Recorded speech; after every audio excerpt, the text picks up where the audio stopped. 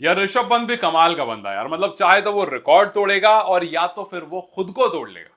ऋषभ पंत और इंजरी के बीच में इस टाइम पर ऐसी लड़ाई चल रही है कि मानो इंजरी कहती है कि तू कब तक फाइट बैक करेगा, मैं देखती हूं। और ऋषभ के फैंस कह रहे हैं यार कि why always Rishabh Pant, 2 match में 2 बार इंजर्ड होकर, वो भी छोटी मोटी इंजरी, इंजरी भी ऐसी कि आपको मैदान छोड़ करके जाना पड़ा। पिछले मैच में जसप्रीत बुमराह की बॉल हाथ पर लग गई थी और वहां वो आगे कंटिन्यू नहीं कर पाए थे, वहां विकेट कीपिंग नहीं हो पाई उनसे, ध्रुव जुरेल को आना पड़ा और एक बार फिर से इस बार उनके टो पर लगती है। एक वही अपना टिपिकल आउटरेजियस शॉट मारने जाते हैं क्रिस वोक्स की बॉल पर, रिवर्स स्विप, वही जो प्री मेडिटेड रिवर्स स्विप अक्सर मारते हैं, पहले से तैयार होते हैं, उसका अटेम्प्ट करते हैं और बॉल मिस होती। शुक्र मनाइए कि बॉल हल्का सा बैट पर लग गई तो वो आउट नहीं हुए, लेकिन कुछ ज्यादा बड़ा हो गया और वो आउट ही हो गया। आउट से मतलब उनको मैदान से बाहर जाना पड़ गया, वो चल भी नहीं पा रहे थे। बॉल सीधी सादी आती है, उसको वो रिवर्स स्वीप जो उनका अपना हिसाब किताब है वो लगाने की कोशिश करते हैं, बट बॉल मिस होती है, उनके टो पर जाकर लगती है। और जो अब भाई जाहिर सी बात है, फास्ट बॉलर गेंदबाजी कर रहा है, 130 135 140 के आसपास की गेंद आपके पैर पर उतनी तेज लगती है, तो जाहिर सी बात है उसमें कुछ तो होगा, लेकिन यहां पर कुछ नहीं, बहुत कुछ हो गया। बिकॉज शू का वो एरिया जो होता है वो बहुत ज्यादा कवर्ड होता भी नहीं है, और ऋषभ पंत आपको पता है वो हर वक्त लेट वेट के कुछ कुछ करते रहते हैं, तो जाहिर सी बात है उसमें कहीं पर भी उनको चोट लग सकती है। और जैसा मैंने पिछली वीडियो में आपसे कहा था, जब ऋषभ पंत के बारे में बात कर रहे थे, कि कभी कभी आप ऋषभ को देखकर कहोगे कि यार क्या कमाल का बंदा है, he is great, he is awesome, और कभी कभी आप देखकर कहोगे कि सच एन स्टूपिड मैन, क्योंकि वो कभी भी कुछ भी कर देते हैं। और उसी वजह से एक बार फिर से उनका जो अटेम्प्ट था वो इस बार फेल हुआ और उनको बाहर जाना पड़ गया। फिलहाल आउट नहीं हुए हैं, लेकिन ये बात तय है कि उनको बहुत ज्यादा तकलीफ है, बिकॉज वो खड़े भी नहीं हो पा रहे थे और वो एम्बुलेंस कार्ट आना पड़ा, कार्ट पर बैठकर वो गए और फिर उसके बाद वो फिलहाल डगआउट में बैठे हैं। मतलब डगआउट तो क्या, वो फिलहाल मेडिकल टीम के साथ हैं और उनकी देखभाल की जा रही।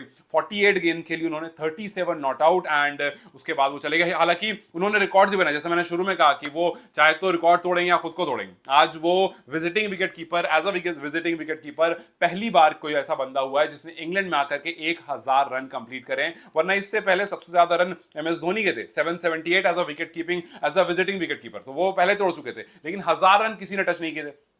आज ऋषभ पंत ने 1000 टच कर दिए। सो रिकॉर्ड तो उन्होंने तोड़ा ही, रिकॉर्ड एक अलग नया रिकॉर्ड बनाया, लेकिन उसके थोड़ी देर बाद उन्होंने खुद को भी तोड़ लिया। हालांकि बहुत लोग कह रहे हैं कि यार पॉइंट ऑफ डिफरेंस जो इंडिया के मैच में खास करके ओवरसीज में टेस्ट का होता है ना, वो ऋषभ पंत का ही होता है। और आज भी वो दिख रहा था, जो 37 रन उन्होंने बनाए उसमें 2 चौका 1 छक्का, और ऐसा लग रहा था कि दोबारा से आकर के ऋषभ जो है वो बेहतरीन एकदम मूड में आ गए और बड़ी बड़ी पारी और बढ़िया पारी आपको दिखने वाली है। लेकिन एक बार फिर से किस्मत ने उनको खींच लिया इस मैच में। वैसे इस सीरीज में चल भी रहा है, किस्मत का थोड़ा सा खेल चल रहा है। आप देखो पर अर्शदीप सिंह की तरफ वो शुरू से टीम के साथ रहते हैं, लेकिन जब उनको खेलने का मौका आता है तो उनकी फिंगर इंजरी हो जाती है। और वो अंशुल कंबोज जो हरियाणा में बैठ करके अपनी ही नेट्स पे प्रैक्टिस कर रहे थे, और मतलब उनको इस बात की उम्मीद भी नहीं थी, बिकॉज वो वापस जा चुके थे इंडिया ए की तरफ जब खेल रहे थे, तब तक वो इंग्लैंड में जरूर थे, लेकिन वो वापस जा चुके थे।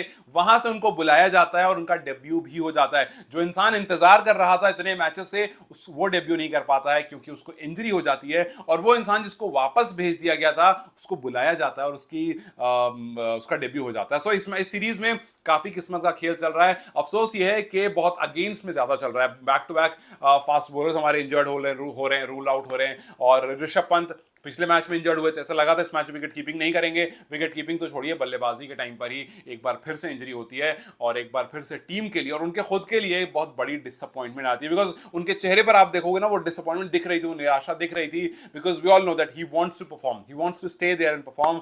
लेकिन हम बस उम्मीद करेंगे, because we know that he is a fighter. इससे पहले बड़ी बड़ी इंजरीज से वो वापस आ चुके हैं। सो विल होप के इस बार भी वो कम बैक करेंगे, और विल होप के वो दोबारा से आएंगे, बल्लेबाजी करेंगे, रन्स करेंगे और बेहतर रन्स करेंगे, और फिर एक बार प्रूव करेंगे कि हिम्मत होना चाहिए, you can stand up and deliver. Let's just hope कि Rishabh Pant comes back and deliver in his own style. Till then you guys take care, I will see you very soon, bye bye.